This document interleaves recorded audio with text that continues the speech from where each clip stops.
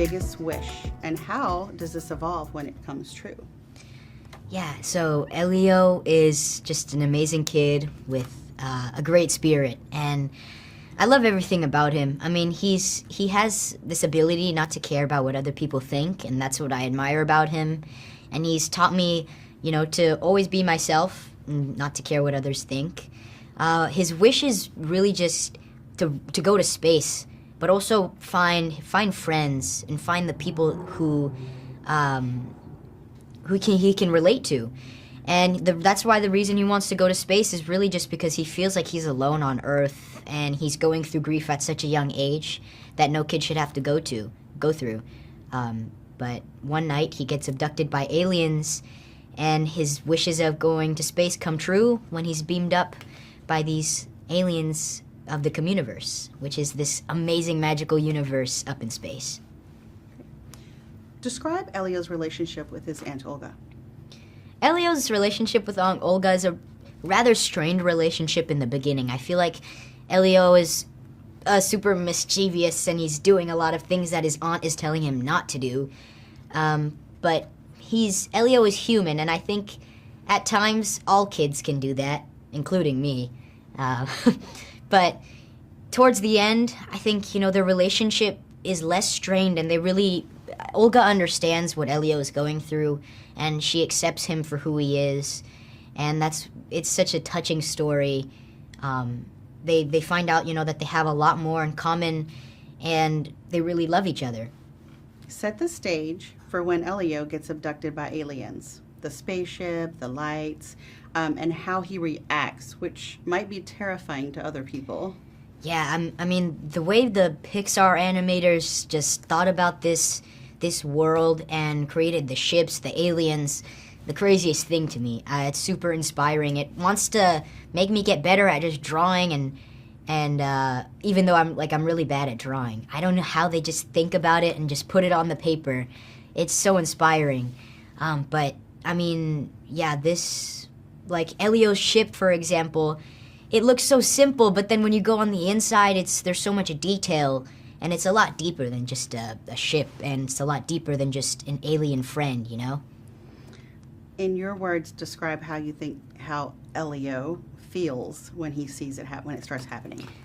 When what starts? When the abduction starts happening and the lights come and he's going into space. Yeah, so in this space, right before he's about to get abducted, I think he's about to get punched, because he's getting bullied by these two kids at his camp, and time freezes right when his hands are like this, and Elio's like, wow, well, this is strange. There's a big green light that flashes onto Elio.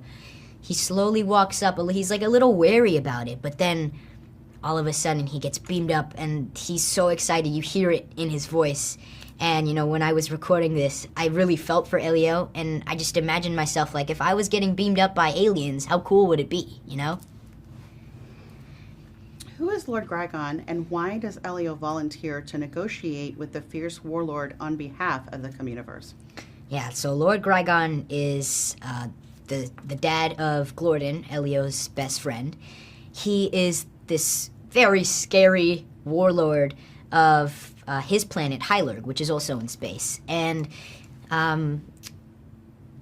Ambassador Gragon wants to become an ambassador at the Communiverse, but the people of the Communiverse don't want him to be. They think, he's going to cause mass destruction, which he does.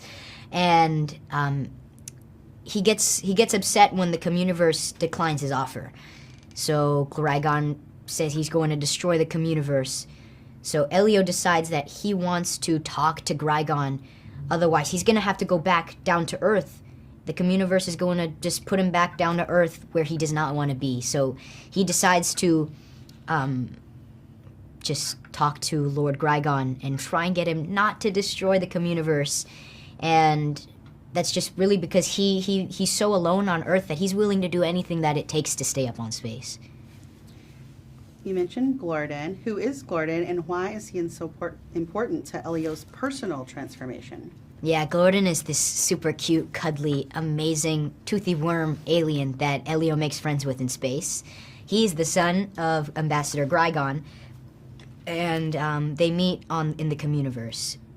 You know, Elio and Glorden physically they look a lot different. I mean, aliens and humans are completely different, but they have so much in common. I mean, they share so many similar traits, and they both feel alone. I mean, Glorden is feeling alone on space, Elio's feeling alone on Earth, and that's why they bond.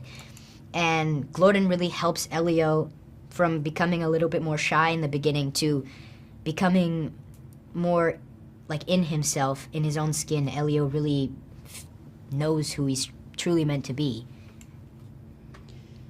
How would you describe the look of the film, specifically Pixar's take on outer space?